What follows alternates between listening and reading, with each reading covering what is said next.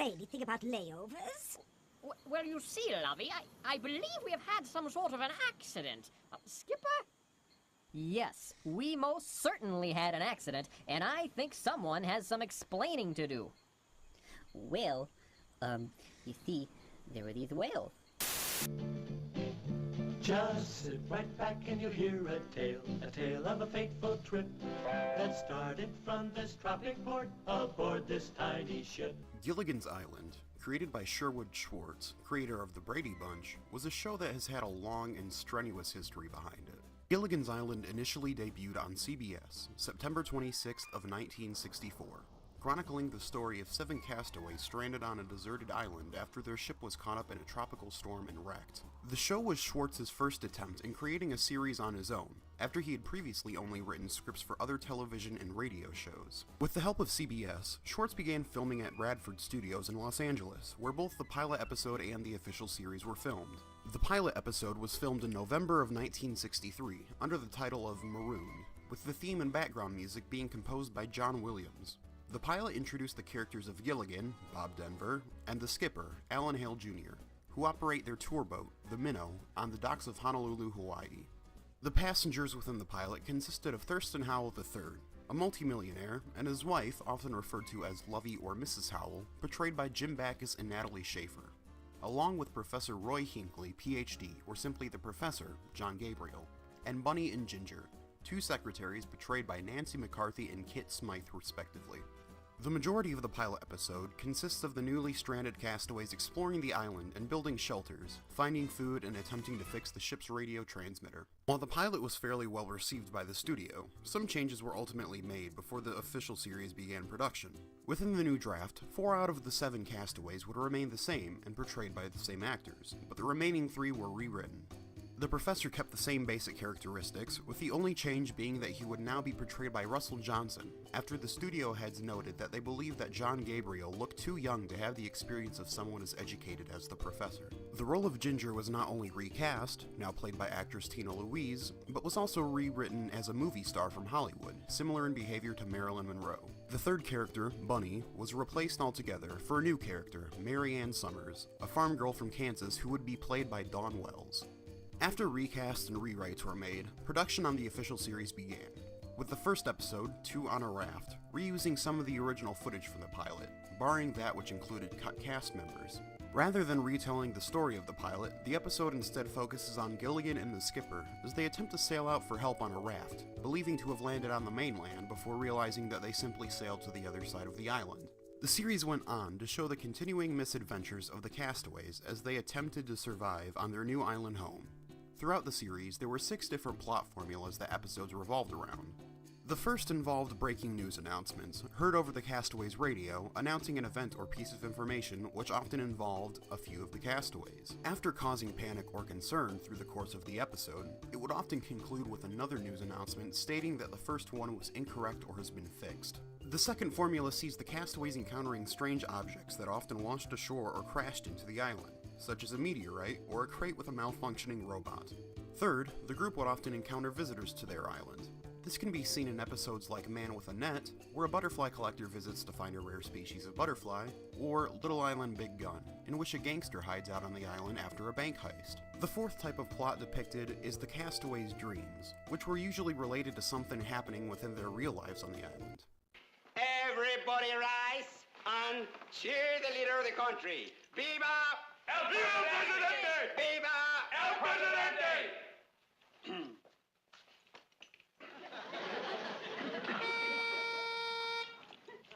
G-I-double-L-I,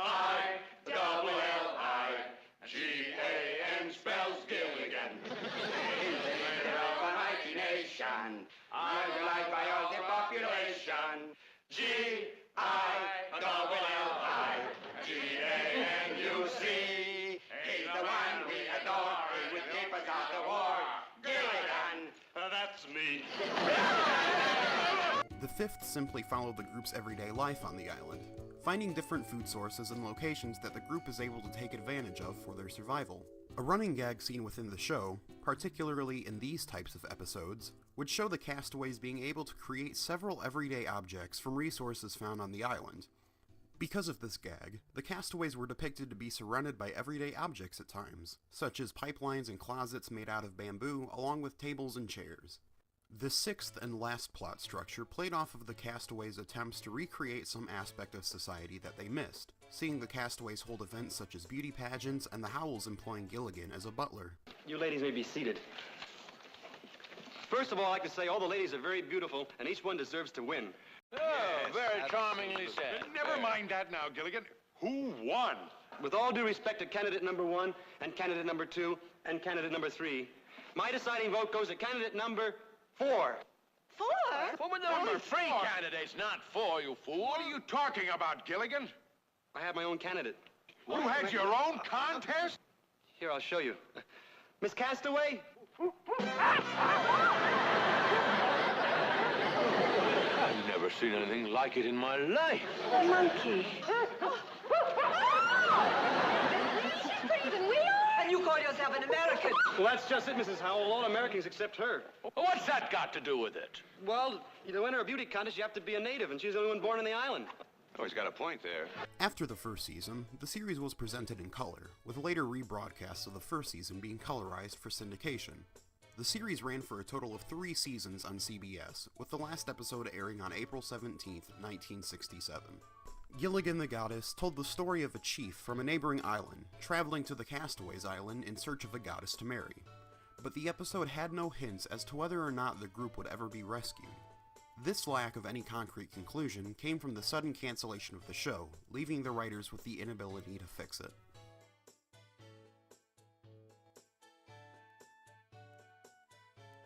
The show suffered the same cancellation fate of many shows broadcast by CBS at the time, with little to no warning given. Although ratings had dropped somewhat, the show was still popular enough within the public to warrant staying on the air.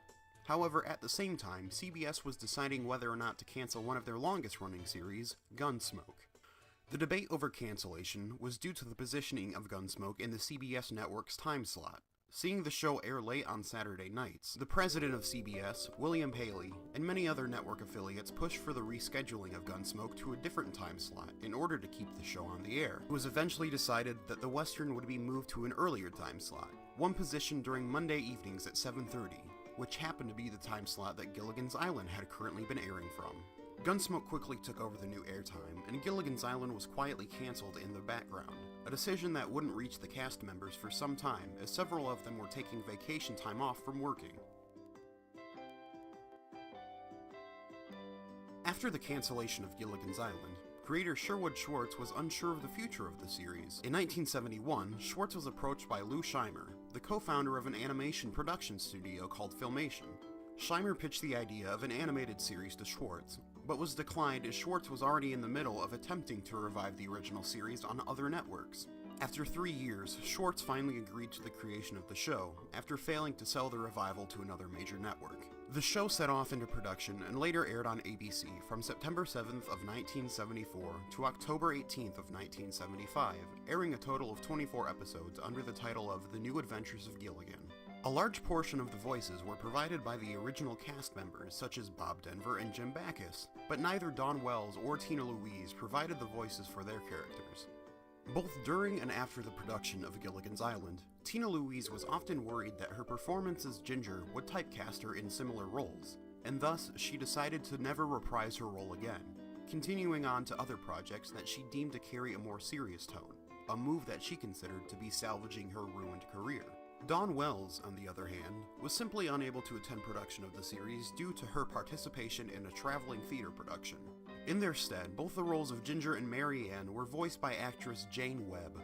Alongside the original characters, the series also saw the introduction of Stubby, a monkey who Gilligan befriended on the island. The series attempted to keep the same style and story of the original show, having many episodes adapted from recycled scripts of the original series under the supervision and assistance of Schwartz.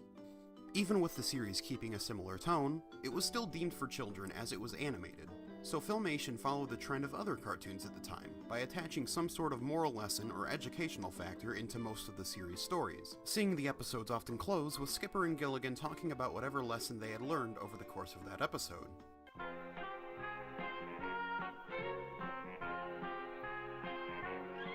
Well, little buddy, We sure learned something about being fair sports today. Yes, Skipper. It's like my uncle used to say, load the bags fairly and squarely. Your uncle was a baseball player, huh? No, he was a checkout man in the supermarket. I should have known your uncle wouldn't be an athlete. I had a cousin who sank a lot of baskets, though. Okay, so you had a cousin who was a basketball player. No, he wasn't, Skipper. He was a lobster fisherman. You know how they sink those baskets to catch lobsters? Tell me about some of your other great sporting relatives, Gilligan. My grandfather used to catch a lot of flies. Don't tell me he was an exterminator, right? No, he was an outfielder with the Podunk Bluebirds. Gosh, Skipper, you don't know much about sports, do you? Good night, little buddy. Good night, Skipper. See ya. Following other cartoon trends at the time, The New Adventures also featured a laugh track, similar to that of the original series, which was overlaid on top of original dialogue. After 2 seasons, ABC canceled the show in October of 1975 due to low ratings. Much criticism for the series panned the lack of animation quality seen within the show, due to animation being produced in the United States rather than overseas animation, which was another common practice for cartoons of the era. In 1978, the Castaways would return to the air once again, as the television movie Rescue from Gilligan's Island was produced and aired on NBC in 2 parts. The film takes place 15 years after the ending of the original series, seeing the cast still stranded on their desert island. As the crew knew that Tina Louise would no longer be portraying Ginger, actress Judith Baldwin was recast to play the role. The special begins with a satellite crashing onto the island after self-destructing to prevent a data disk with top-secret information from being discovered. Using a unique material found within the disk, the professor constructs a barometer, learning that a tsunami will soon hit the island, one with such intensity that a large portion of the island will be destroyed.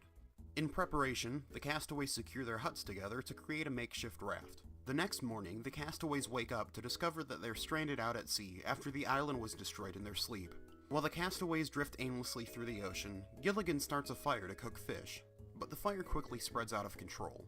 The others put it out, and reprimand Gilligan as usual, before they're surprisingly discovered by the United States Coast Guard, who claim that without the smoke from Gilligan's fire, they would not have found the raft. The castaways are taken back to Hawaii, where their initial voyage began all those years ago, with the media swarming them, much to their confusion.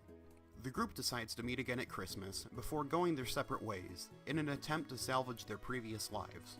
The skipper and Gilligan attempt to gain reimbursement from an insurance company for the shipwreck of the SS Minnow in order to purchase the Minnow II.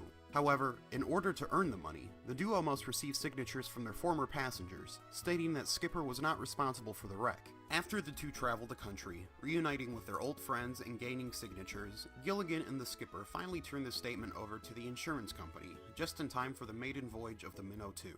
The castaways journey out to sea to relax together, but quickly get swept up within a storm and dragged onto the shore of a desert island. After exploring the island, they discover a piece of wood labeled with the nameplate Minnow. Hey, I know where we are. Now, how could you know that, Gilligan? That wind was blowing 90 miles an hour in every direction. But I know, Skipper. How do you know, Gilligan? Look what I found. Oh, no! The same island. Well, why are you all so sad? I mean, we're home again, huh? Yes, Gilligan. We're home again. Yeah?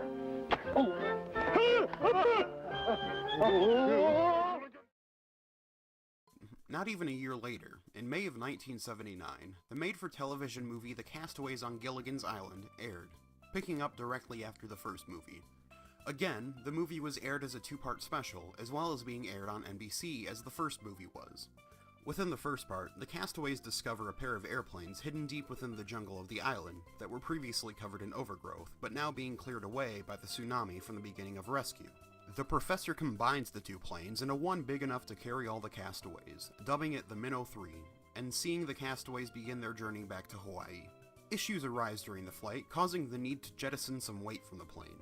Gilligan attempts to do so before falling out himself and parachuting back down to the island.